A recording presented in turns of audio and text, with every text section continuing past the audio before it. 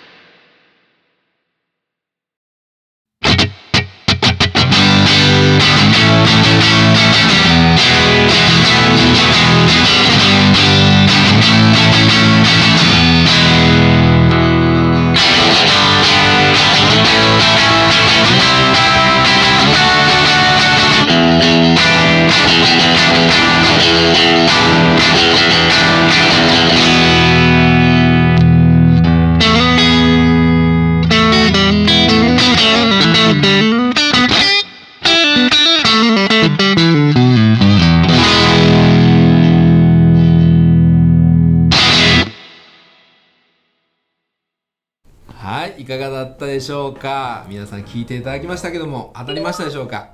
ということでですね、 A の方がこちらのバルブエナジーのカッパーヘッドドライブでしたね。で B が皆さんご存知のこのケンパということで、これ面白いですね。なかなかなチャレンジの企画ですけれども、どうでしたかお二人聞いていただきましたけども。じゃあまず私から、はい、実は私予想が外れましたね。外れちゃいましたね、A の方がケンパーじゃないかなと思ったんです、でその理由としてですね、聞いた印象として A の方が、音の要素がいろんな要素が聞こえていた気がしたんですね、クリーンがクリーンなまま聞こえていましたし、6弦の歪んだ感じは歪んだ感じに聞こえて、生々しいいろんな音が入ってるなっていうふうに聞こえました。で B の方はちょっとこうまとまっているというか、レンジが狭いというか、プロセスした後みたいな音だった感じですかね。なので私が判断するにあたってその情報量が多い A の方がケンパーだと思ったんですけど、見事に外れました。これは嬉しい外れと言ってもいいのかもしれないですね。なるほど。私の予想としては外れてしまいました。そうですね。どうでしたか？僕もあれですね、三笘さんの意見に近くて、B はやっぱりちょっと音が綺麗な音だなという。そうですよね。綺麗にまとまってまとまってますね。その使いやすいっていう。はい。それに対してやっぱり A の方は荒い感じっていうのもありつつ、クリーンと歪みの境界の音色もよく出ていて、まあ真空管頑張ってるなと手前味噌ながら、はなるほど。よく前線したと思いますね。ね、いやこんだけまあ価格差あるし、まあちょっとこれどうかなって思いながら僕今日来たんですけども、まあ要するにこのまあどういう風に比べてみたかというと、まあどちらでもまあいい音になるように僕は調整しながらやったわけですよね。まあそれぞれ違う感じのサウンドではあるけれども、自分の理想になるようにこうああだこうだやりながらやってみて、でまあ、結果がああいう感じで、まあ、アッパーヘッドの方はちょっとこうやっぱりおっしゃるように荒々しい感じというか、こう暴れる感じもあり、ちょっとムチってちょっと潰れる部分もあって、なんかねそれもなんかこう味って言えるかなみたいな、まあこう聞く人が聞くとなんでしょう、そのクリアじゃないって思う人もいるかもしれないですけど、僕はこういう印象で良かったと。でケンパーは割とまあいつもよく使ってるんでね、馴染みのあるサウンドにはなってて、でやっぱりこうなんだろうな、アンサンブルの中でまあ溶け込みやすい、まあその悪目立ちしないいい音してて、僕もこれも好きで好きな音になったなと自分でもこう落ち着きなんで、後で比べてみるとなんかどっちも同じようになってると思ってたんですよ、